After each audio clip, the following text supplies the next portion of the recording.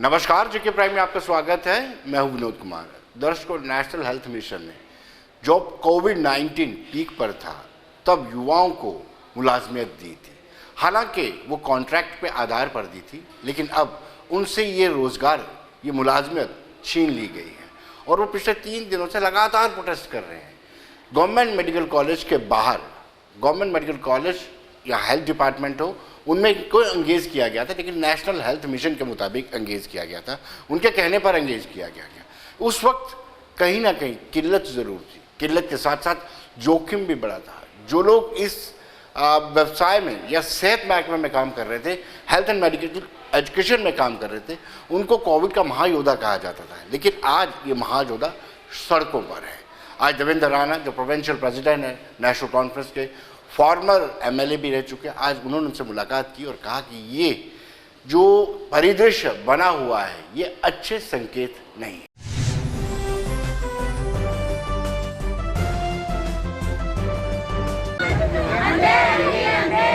करते हैं ना।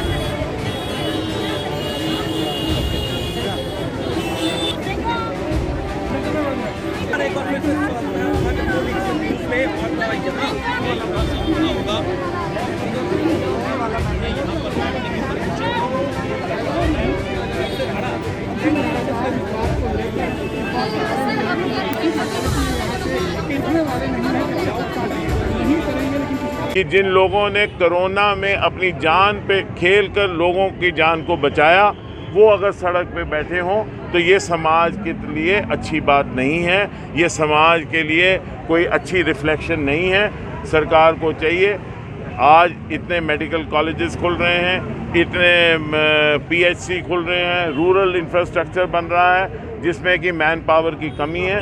मैं सरकार से विनम्र निवेदन करता हूं कि सरकारी दायरे से बाहर निकल के इंसानियत के दायरे में और सामाजिक जिम्मेवारी के तहत जो लोग ये सोसाइटल रिस्पॉन्सिबिलिटी है, मैं ये सियासत नहीं करना चाहता यहाँ पे, ये मेरी जिम्मेवारी नहीं, हर आदमी की जिम्मेवारी, आपकी जिम्मेवारी है, समाज की जिम्मेवारी है कि जिन लोगों ने कोरोना में अपनी जान से खेल के किया वो सड़क पे नहीं बैठने चाहिए। ये उन लोगों की आप बेइज्जती कर रहे हैं जो वो है। मेरी सरकार से विनम्र निवेदन है, मेरा माननीय लेफ्टिनेंट गवर्नर साहब से विनम्र निवेदन है, मेरे सरकार के एहलकारों से विनम्र निवेदन है कि वो बराए मेहरबानी इनकी बात को कानूनी दायरे से बाहर सोच के ह्यूमैनिटेरियन ग्राउंड पे और इनकी कुर्बानियों को देख के, इनके जज्बे को देख के, इनकी मेहनत को देख के इनको कहीं ना कहीं एडजस्ट करें।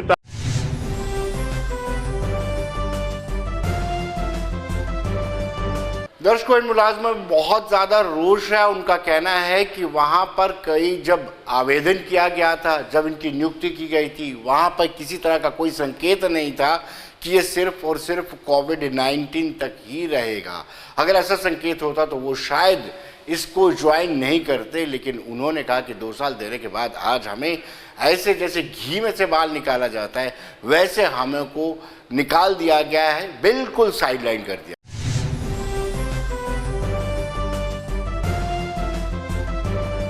टर्मिनेशन का ऑर्डर जो है मतलब ऑनलाइन डाला गया था। हम लोगों ने 29 ऑन ड्यूटी बच्चों ने देखा है और 29 शाम से हम बच्चे जो है यहाँ पे प्रोटेस्ट कर रहे हैं। आज हमारा तीसरा दिन जा रहा है कंटिन्यू, हम डे एंड नाइट में हमारा प्रोटेस्ट कंटिन्यू चल रहा है। हम सारे जो थे 2020 एंड 21 हम कोरोना वॉरियर्स जितने भी थे, हम एनएचएम के अंडर थे, सारे ये कोरोना वॉरियर्स बच्चे हैं यहाँ पे, जिनने कोविड में कोई भी बाहर नहीं निकलता था।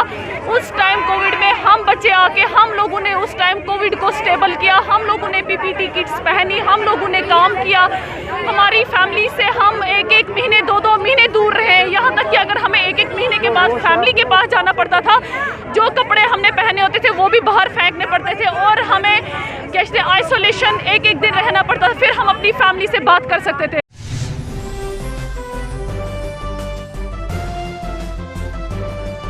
इस मौके पर ACG assistant commissioner central Rakesh Dubey भी वहां पर पहुंचे थे और उन्होंने भी बातचीत की और बातचीत में उन्होंने कहा कि आप कुछ लिखित में दे दें, जिला एडमिनिस्ट्रेशन आपकी जो बात है उसको अप्रोप्रिएट फोरम तक पहुंचाएगी।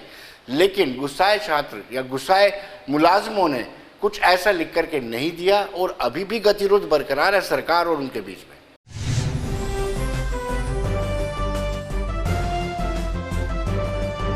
का अभी ये खुद ही बता देंगे आपको, कॉन्ट्रैक्ट ही डाल देंगे कॉन्ट्रैक्ट। ये बड़ा सिंपल सी बात है। एक्चुअली हमने इनसे मांगी है इन्होंने अभी रिटर्न में दी नहीं है। क्या ये लोग रिटर्न में दे रहे हैं और उसको अथॉरिटी को देखते हैं। एक ही तरीका है कि ये रिटर्न में हमें दे देंगे और वो हम कम्युनिकेट करेंगे आगे गवर्नमेंट को। गवर्नमेंट ने इनको जिस टर्म्स एंड कंडीशंस में रखा है ना, ये बच्चे उन्होंने एक्सेप्ट किया है ना, इन बच्चों ने वो एक्सेप्ट की है चीज़। ये आपकी मर्जी है कि आप इस प्रोफेशन में, आप अपनी मर्जी से आए हो प्रोफेशन में, आपका कोई क्वालिफिकेशन होगा, मर्जी आई होगी, कोई पोस्ट पे आए होंगे और कोई पे स्केल पे आए होंगे, कुछ टाइम पीरियड के लिए आए होंगे, उस पर कॉन्ट्रैक्ट है जो, उसी कॉन्ट्रैक्ट के ऊपर भी कोई नहीं रखेगा, नीचे भी नहीं। ये ऐसा नहीं होता है कि हाँ जी आप कॉन्ट्रैक्ट के उसमें परमानेंट आपको।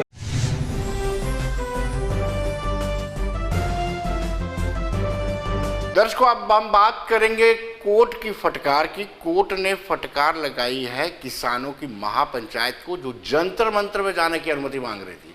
सुप्रीम कोर्ट ने कहा है कि आपने बाजार तो बंद कर दिए हैं, ब्लॉक कर दिए हैं, क्या अब बिजनेस भी बंद करवाना चाहते हैं? उन्होंने कहा आंदोलन का अधिकार सबको है, लेकिन नेशनल हाईवे और ट्रेन को बंद करने का अधिकार नहीं होना चाहिए। उन्होंने सख्त हिदायतें दी हैं। इस पर हमने भारतीय जनता पार्टी से बातचीत की और भारतीय जनता पार्टी का कहना है किसानों के हित में है, और किसान नहीं, ये कुछ लोग और आंदोलन चला रहे हैं इसको। उनका ये मानना है कि किसानों के खाते में इस आड़े वक्त में भी सरकार ने पैसे डलवाए ताकि उनको राहत मिल सके। लेकिन कुछ नेता इसको किसान आंदोलन के नाम पर अपनी राजनीतिक सियासी रोटियां सेक रहे हैं।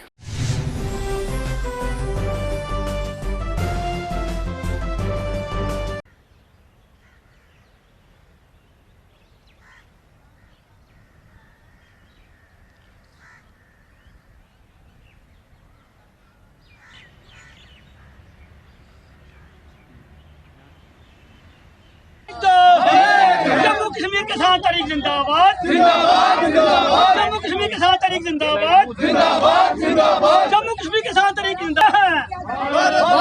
आज क्या है? किसान प्रति बिल वापस लो, वापस लो, वापस लो। एकता जिंदाबाद, जिंदाबाद, जिंदाबाद। जम्मू कश्मीर किसान तहरीक जिंदाबाद, जिंदाबाद, जिंदाबाद। किसानों पे गुंडागर्दी नहीं चलेगी, नहीं चलेगी, नहीं।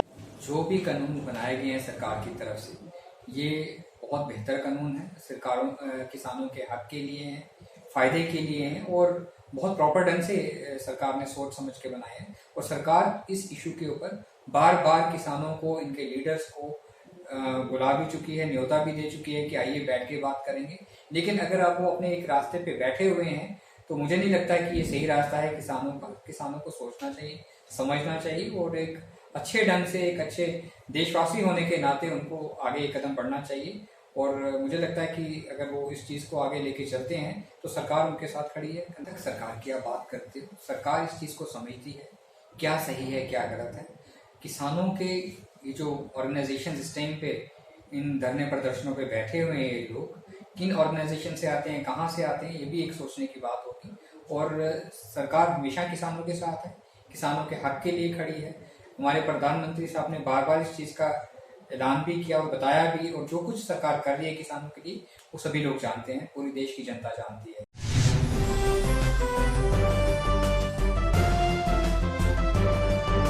दर्शकों, कांग्रेस की माने तो उन्होंने कहा कि सुप्रीम कोर्ट का आदेश राहत वाला है, पब्लिक के लिए राहत वाला है। लेकिन उन्होंने कहा कि जो केंद्र सरकार की नीतियां हैं वो ऐसी नीतियां ठीक नहीं है जो कांग्रेस के, क्षमा कीजिए, किसानों के हित में नहीं है। उन्होंने कहा किसानों लगातार आंदोलन कर रहे हैं लेकिन सरकार उनकी सुनवाई नहीं कर रही है।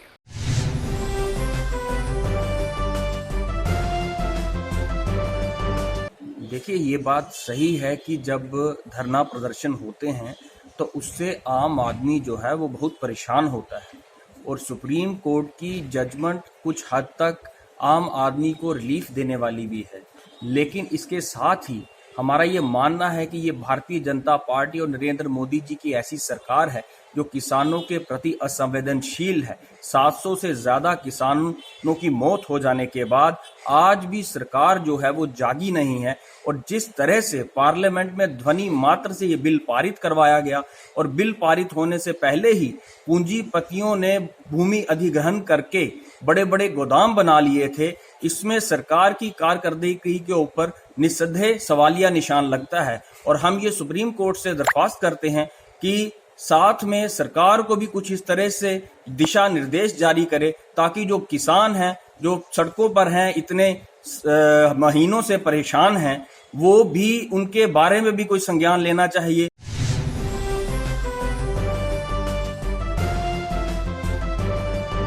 अगर अपनी पार्टी की बात करें तो अपनी पार्टी का मानना है कि किसानों के इस आंदोलन के कारण आम पब्लिक को नुकसान हो रहा है, सरकार को नुकसान हो रहा है। टेबल पर बैठ करके बीच का रास्ता दिखाना चाहिए। जो तरमीम, जो अमेंडमेंट किसान चाहते हैं वो खुलकर बोलनी चाहिए, लेकिन किसान कई दौर की बातचीत में सरकार को कन्विंस नहीं कर पाए हैं कि आखिर कानून में काला है कहाँ।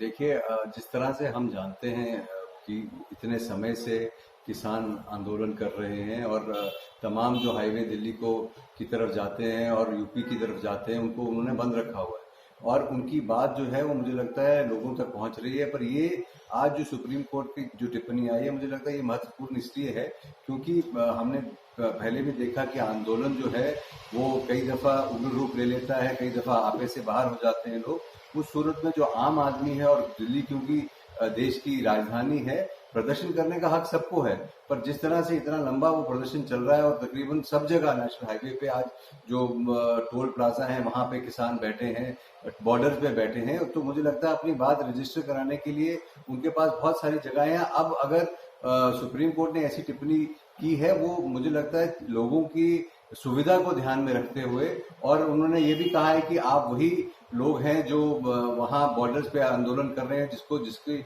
जिसके लिए उनको हलफनामा भी देने के लिए कहा है सुप्रीम कोर्ट ने।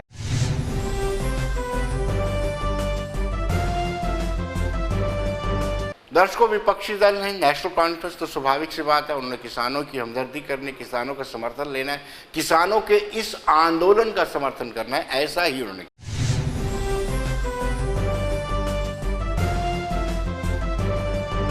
का आंदोलन जो है वो बड़ा गंभीर होता जा रहा है। और ये हकीकत है कि जब भी आज की डेट के ऊपर किसी जगह सड़क बंद हो जाती है तो उसमें जो मरीज होते हैं उनकी मौत होती है। बहुत से लोग अपने घरों को टाइम पे नहीं पहुंच पाते हैं, और इस मामले में सुप्रीम कोर्ट ने ज़रूर इसका नोटिस लिया कि भाई जब सिटी के अंदर किसान आएंगे तो ज़रूरी है कि वहाँ मुश्किल होगी। इसमें मैं समझता हूं कि गवर्नमेंट ऑफ इंडिया जो है वो किसानों के इस आंदोलन को सीरियसली लें और इसको हल करने की कोशिश करें। किसानों के आंदोलन को नॉन सीरियसली लेना शायद बदकिस्मती की बात है। किसानों के साथ खिलवाड़ करना बदकिस्मती की बात है। जब सारे ही किसान कहते हैं कि ये जो 3 बिल हैं ये किसानों के हित में नहीं है, तो मुझे नहीं मालूम है कि क्यों एक ईगो बन गया है कि इन बिलों को रखना है। तो बहरहाल सुप्रीम कोर्ट ने जो बात की है वो तो लोकतंत्र के खिलाफ सुप्रीम कोर्ट ने बात नहीं की है। लोकतंत्र को बहाल करते हुए, लोकतंत्र की बात करते हुए आम आदमी को परेशानी नहीं हो, सुप्रीम कोर्ट ने इसकी तरफ इशारा दिया है।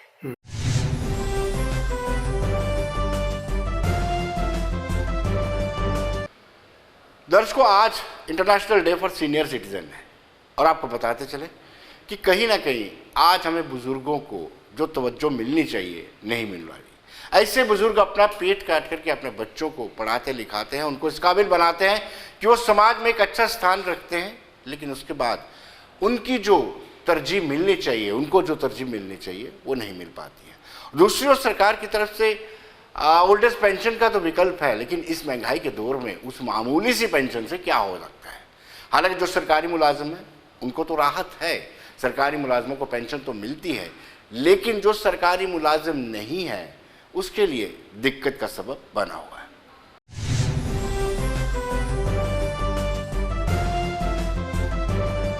देखिए, मैं आपको बताऊंगा, ये जो हमारी पीढ़ी है, मेरे उम्र वाली, मैं ये समझता हूँ यही एक ऐसी पीढ़ी है जिन्होंने अपने माता पिता की भी सेवा की और जो हमारे बच्चे हैं इनको भी पढ़ा लिखा के आज के दौर में जैसा चलना चाहे बनाया। लेकिन पुराने ज़माने और आज के ज़माने में जो आपने पूछा, फ़र्क ये है कि आजकल के जो बच्चे हैं वो नए ज़माने में आए। वो जो पुराना तरीका था, माँ बाप जॉइंट फैमिली एक साथ, वो ख़त्म हो गया। अब ये एक्सपेक्ट करना कि बच्चे हमारी सेवा करेंगे या देखभाल करेंगे, वो एक गलत फहमी ही है।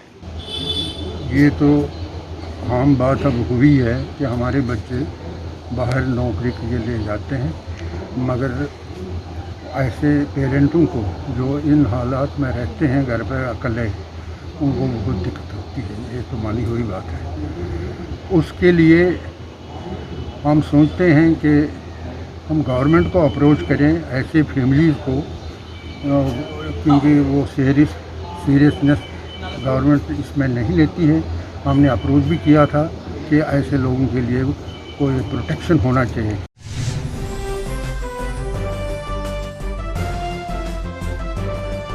दर्शकों, इस बाबत हमने डायरेक्टर विवेक शर्मा से भी बातचीत की। आइए देखते हैं उनका क्या कहना।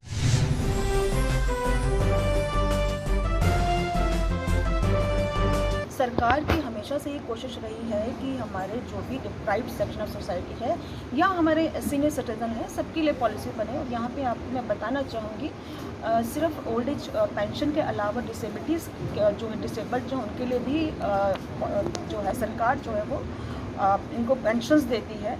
और अभी हाल ही में एक हमारी एल्डर लाइन जो है वो एक हेल्पलाइन है सीनियर सिटीज़न की, वो लॉन्च हुई है और उसका जो हेल्पलाइन नंबर है 14567 है। और मैं यहाँ पे आपको बताना चाहूँगी कि इस हेल्पलाइन का बहुत ही अच्छा रिस्पांस है और डेली कोई 40-50 के करीब यहाँ पे कॉल्स आती हैं और लोगों की समस्याओं का समाधान हो जाता है।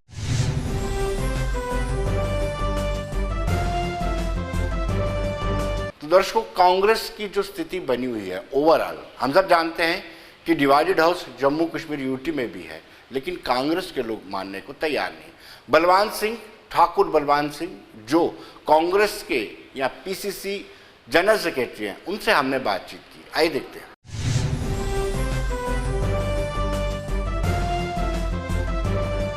तो दर्शकों, आज के हमारे खास मेहमान है ठाकुर बलवान सिंह, जो पीसीसी के जनरल सेक्रेटरी हैं। ठाकुर साहब, आपका स्वागत है। बड़ी उठापटक चल रही है पड़ोसी राज्य में, पंजाब में। इवन पंजाब में क्या छोड़िए, पूरे ऑल इंडिया में, देश भर में कांग्रेस में असमंजस की स्थिति बनी हुई है। सीनियर लोग नाराज हैं, क्या कहेंगे आप? देखिए, ये विनोद जी पहली बार नहीं है कि इस किस्म की उठक बैठक होती है, क्योंकि मैं तो बहुत शुरू से, छोटी एज से पॉलिटिक्स में हूँ। हमने बहुत ही ऊपर नीचे सियासत को होते हुए देखा है। अब मैं आपको पीछे ले जाता हूँ 70s में, जब जनता पार्टी आई, मोरारजी देसाई जी प्राइम मिनिस्टर बने, इंदिरा जी खुद हार गई उस टाइम एक छोटे से उनके वर्कर से।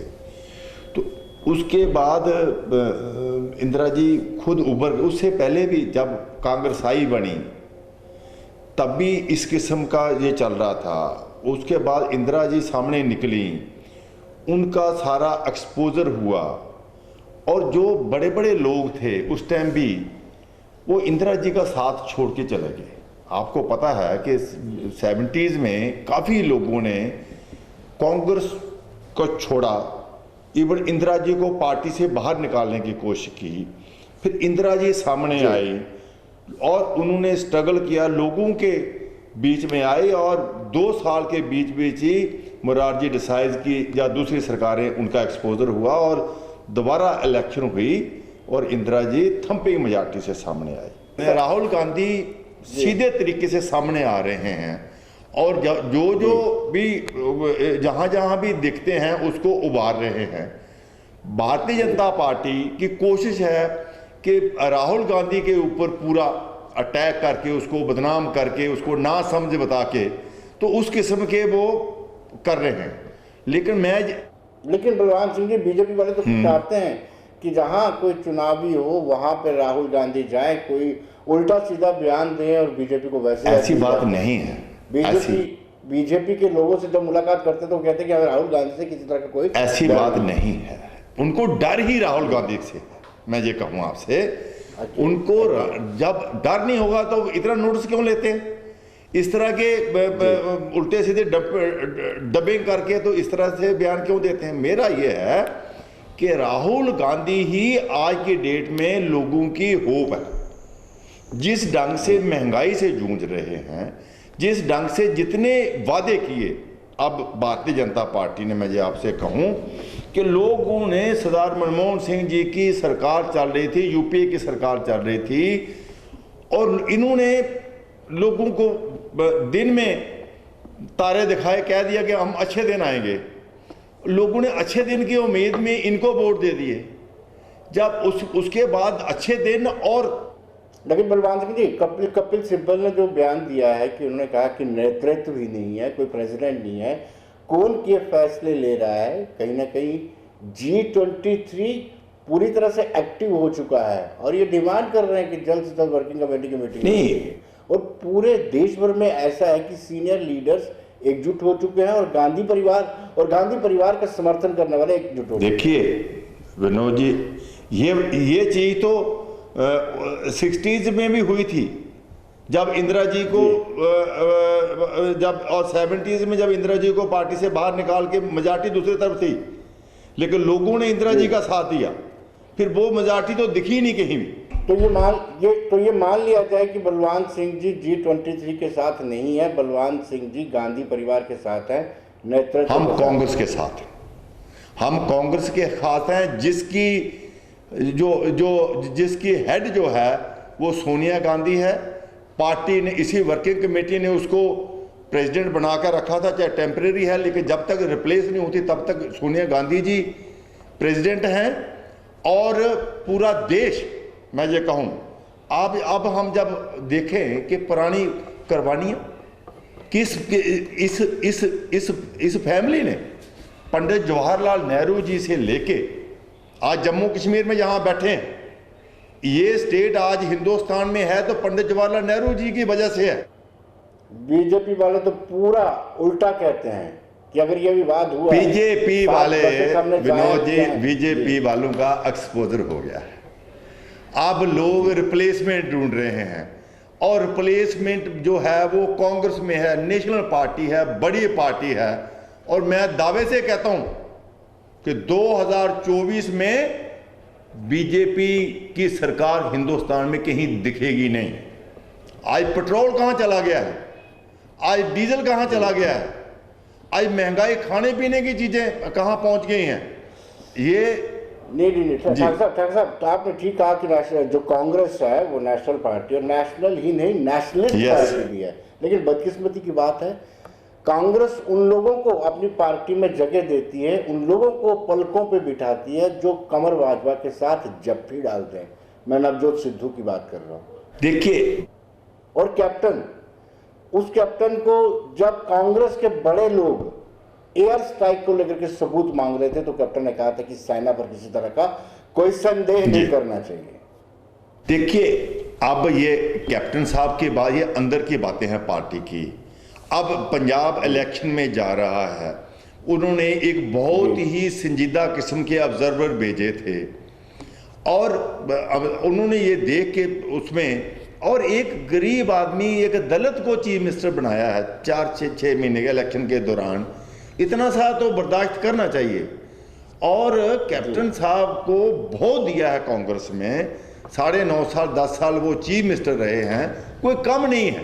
तो इसलिए थोड़ा सा सब्र भी करना चाहिए बीच में, कि ये नहीं है कि अब हम ऐसा करते हैं कि देश को, पड़ोसी राज्य पंजाब को छोड़ करके अपने यूटी जम्मू कश्मीर में आ जाते हैं। हाल ही में राहुल गांधी आए थे और उससे एक दिन पहले तैयारियां चल रही थी। उन तैयारियों के दौरान मैंने देखा कि एक गुट, यानी मीर गुट अलहदा से बैठा हुआ है, आज़ाद गुट अलहदा से बैठा हुआ है। हालांकि तारिक हमीद करा का भी गुट नहीं बना है, लेकिन वो भी अपने हिसाब में अलग से गुट में बैठे हुए हैं। जम्मू कश्मीर में कांग्रेस का क्या इस वक्त पोजीशन है कांग्रेस की? देखो, कांग्रेस में कुछ पार्टी कुछ जम्मू की हैं, कुछ कश्मीर की हैं, कुछ पार्टियां हिंदुओं की बन गई, कुछ मुसलमान की बन गई है। ठीक है, कांग्रेस यहाँ पे जम्मू कश्मीर को यूटी में जो चाहिए वो पार्टी चाहिए जो हिंदू की हो, मुसलमान की हो, जम्मू की हो, कश्मीर की हो।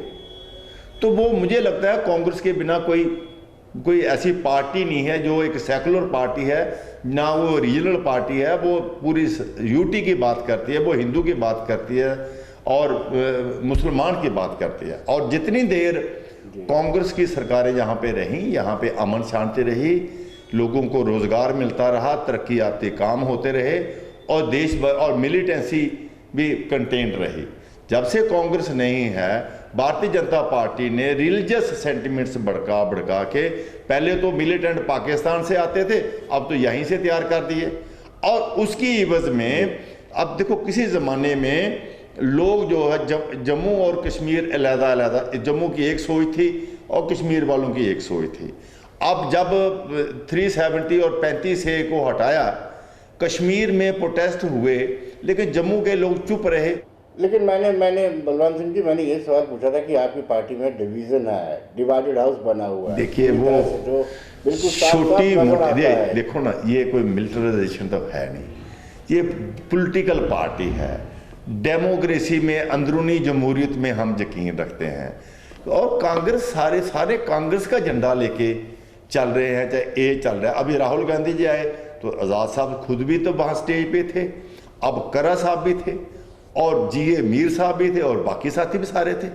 जब आप खुद ये कहते हैं कि गुलाम नबी आज़ाद साहब की लीडरशिप, जीए मीर की लीडरशिप, आपके पीसीसी चीफ जीए मीर हैं और बहुत सारे गुट, पहले भी मैंने आपको बताया कि जो मैंने गुटबंदी उस दिन देखी थी, तो साफ जाहिर है कि कहीं ना कहीं एक सूत्र में बांधने की ज़रूरत है। क्या ऐसा कोई काम रजनी पाटिल कर पाएंगे? नहीं, देखिए बात ऐसे है, यहाँ तक जम्मू कश्मीर का ताल्लुक है। जम्मू कश्मीर में गुलाम नबी आज़ाद साहब हमारे सीनियर लीडर हैं यहाँ के लोकल लेवल पे। देश के लेवल पे राहुल गांधी जी कर रहे हैं, सोनिया गांधी जी कर रहे हैं, बाकी लीडर हैं। यहाँ पे जीए मीर ने बहुत अच्छा काम किया है, मतलब भी लोगों में जाके एक पार्टी को पकड़ के रखा है सारा सिस्टम। लेकिन अब जब इलेक्शन आ रही है तो उस दिन भी मैंने कहा था कि इलेक्शन में तो हमें और लोगों की चेहरों की ज़रूरत है। मेरे ख्याल उस ढंग से तो मैंने उस दिन भी कहा था कि गुलाम नबी आज़ाद जी की सर्विसेज की जम्मू कश्मीर में ज़रूरत है, वो मैं आज भी कह रहा हूँ। बाकी इसको मैं ये कहना चाहता हूँ आपको या अपोजिशन पार्टीज़ को कि इसमें गलत ना पड़े। उन्होंने कहा जी आप मीटिंग बुलाओ, मीटिंग बुला के यही आज़ाद साहब ने ही प्रपोज किया था कि सोनिया गांधी को फिलहाल कंटिन्यू करना चाहिए जब तक इलेक्शन नहीं हो जाती। तो आज़ाद साहब बॉर्न कांग्रेसमैन हैं, शुरू से, मतलब अपने बचपन से, डे 1 से कांग्रेस को चला रहे हैं। मुझे उम्मीद है कि इनकी लीडरशिप में और जितनी संजीदगी गुलाम अहमद मीर साहब ने दिखाई है, या बाकी लोग हैं, पार्टी जम्मू कश्मीर में बिल्कुल ठीक ढंग से चलेगी। उसमें कुछ लोग खुश हो रहे हैं, ये जो चिट्ठी लिख दी G23 हो गई, G23 होगी एग्रीड, उसमें इंटरनल डेमोक्रेसी है। कह सकते हैं जी आप मीटिंग बुलाओ जी, कुछ ये करो, कुछ पूछो, कुछ ये वो, इतना तो होना चाहिए। हमारा तो ये है नहीं कि मोदी जी ने हुक्म किया तो हो गया। इधर पूरी डिस्कशन होती है, एक पॉलिटिकल प्लेटफॉर्म्स हैं, वहाँ पे डिस्कस होता है, हर एक को बोलने का हक है, अपनी राय देने का हक है। जी बलवान सिंह जी, समय का अभाव है, बहुत बहुत शुक्रिया आपका, thank you very much. Thank you.